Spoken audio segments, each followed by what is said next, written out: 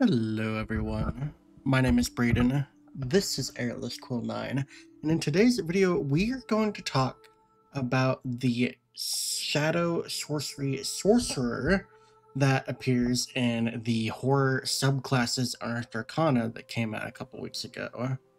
Now, the survey for this Unearthed Arcana is currently up and available, so if you do have thoughts about the subclass, feel free to give Wizards of the Coast your thoughts on the changes to this particular one, but we are going to talk about it real quick, and I'm going to give you my thoughts on what they have done to this particular subclass. So let's go ahead and get straight to it. So the Sorcerer Shadow Sorcery, their tag is bend darkness and doom to your will.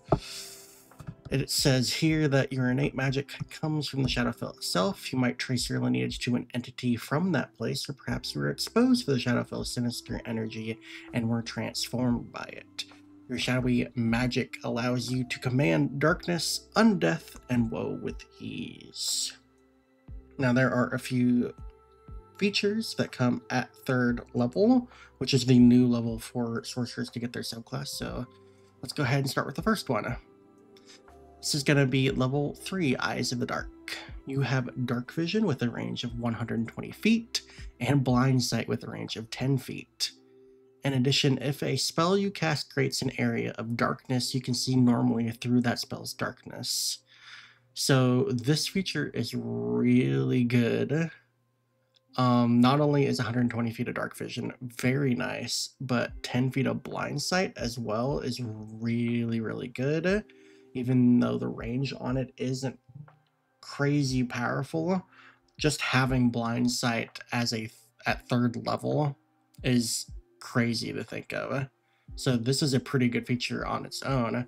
But the second part of this as well lets you be able to see through any areas of darkness as part of spells that you cast. So not only does this include the darkness spell, but it could also include other spells that create areas of darkness, like Hunger of Hadar or something else like that. There's a few spells that create areas of darkness, and I can't think of all of them off the top of my head, unfortunately, but this is like it's a niche feature, but it's really cool because, yeah, this is an extremely useful benefit.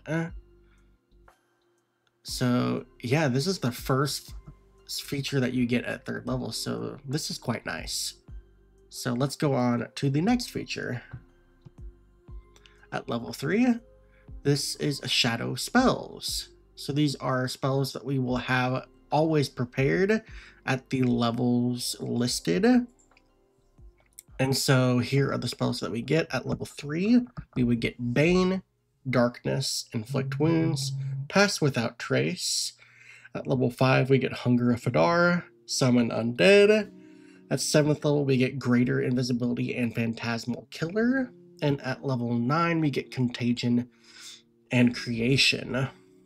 These are all pretty thematic, and I really want to talk about what some of the standouts are on this list. So Darkness is really good because it works with that previous 3rd level feature, Eyes of the Dark. Hunger of Hadar will also work with the previous feature as well. So both of those are really good working in tandem with Eyes of the Dark, because you will be able to see through the darkness they create. Also on this list, some pretty decent spells are going to be Pass Without Trace. Greater Invisibility is pretty great. Phantasmal Killer is pretty decent. Contagion has seen some changes, but it's still a pretty decent spell. And Creation is actually pretty thematic because the things that you can create with it are created from the weave of strands of the Shadowfell and the description of the spell. At least they were in 2014, so that to me is really thematic that they put Creation on the spell list, because that just makes a lot of sense. And then Summon Undead is actually going to be pretty useful on the spell list because of the feature that we get at 6th level, which we will talk about as well. But overall, I think this is a pretty decent spell list, and it works pretty well. I really have no complaints about what's going on here.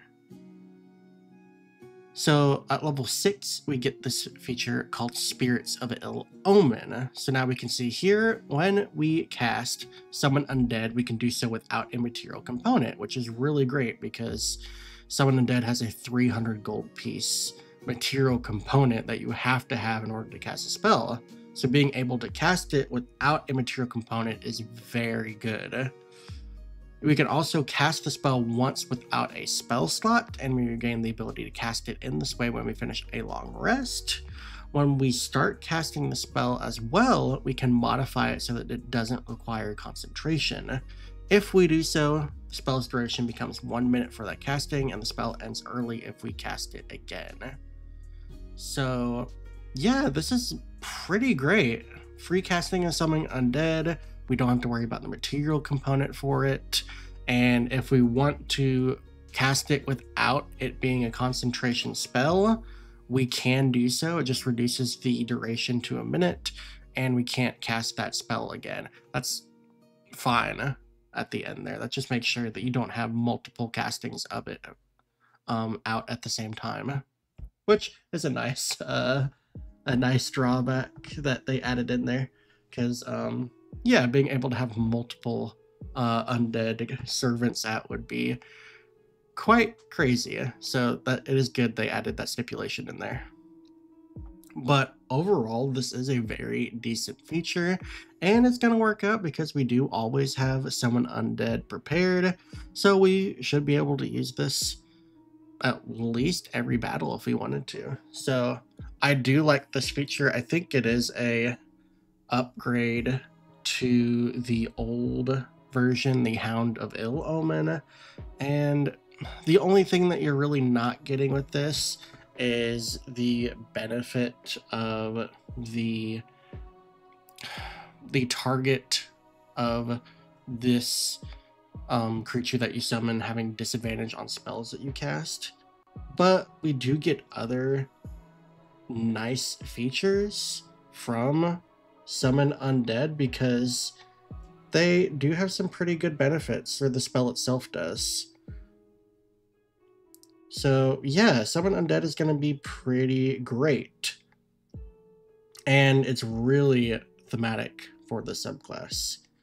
Even if we just take a look at the stat block, I'll just gonna list off some of the things that we can do. We can poison creatures, we can get the ghostly undead spirit that can pass through creatures and objects, and even the ghostly one can frighten targets that it hits. The putrid option can poison and paralyze targets that it hits.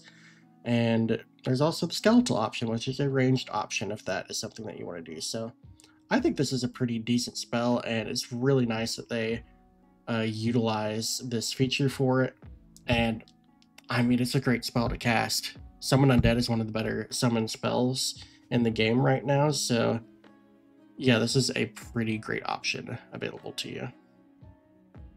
So the next level we get a subclass feature at is going to be level 14, and this is called Shadow Walk. This says that while you are in dim light or darkness, you can take a bonus action to teleport up to 120 feet to an unoccupied space you can see that is also in dim light or darkness. That is a very large range, massive teleportation range. And this works very similarly to the Shadow Monk's teleport feature, albeit at a larger distance. So this is a very good feature, and I mean, the range on it is very nice, especially for it. Kind of makes sense, especially with this being a level 14 feature. So I quite like Shadow Walk a lot. But we do have one more feature, and this is going to be the capstone for the Shadow Sorcery Sorcerer. And this is going to be Umbral form.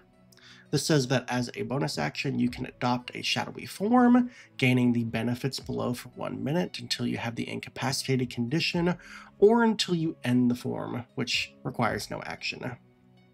Once you use this feature, you can't use it again until you finish a long rest, unless you wish to spend 6 sorcery points to restore your use of it, which also doesn't require any special action. So, here are the benefits that we get while in our Umbral form. We get incorporeal movement. This allows us to move through occupied spaces as if they were difficult terrain, and if we end our turn in such a space, we take 1d10 force damage. Next is Shadow Resilience. You have resistance to all damage except force and radiant damage. That's pretty great. And then Strength of the Grave. If you would drop to 0 hit points and not die outright, you can make a Charisma saving throw, the DC of which is 5 plus half the damage you took. And if you succeed, your hit points instead change to a number equal to 3 times your Sorcerer level. Which, yeah, that's pretty decent amount of hit points, especially at level 18.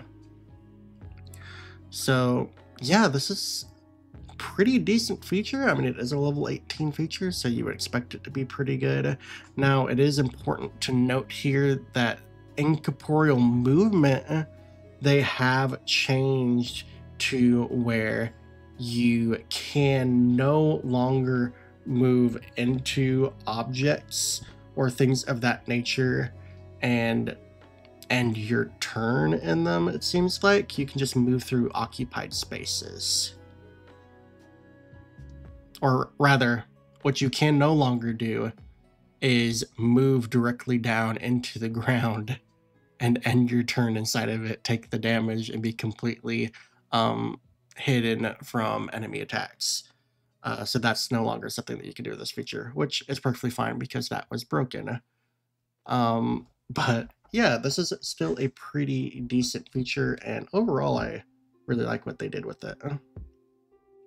So they did change quite a bit around this subclass, at least in terms of not really much flavor-wise. It's really the Hound of Ill Omen, that feature that they really changed up, and I think Summon Undead is a very good spell to have replaced it with, because Summon Undead is a very, very good spell. And the features work very nicely with each other. Eyes of the Dark is very good, works with the spells that you have always prepared, and then Shadow Walk and Umbral Form are both very good features as well, giving us some additional movement options and some pretty good defenses.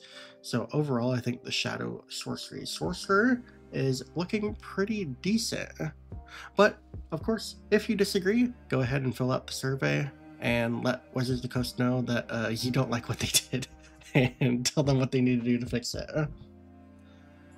But yeah, that's gonna be it for this particular video. So thank you all for watching. Hope you enjoyed it. If you did, please feel free to give it a thumbs up and subscribe to my channel if you want to see more content like this.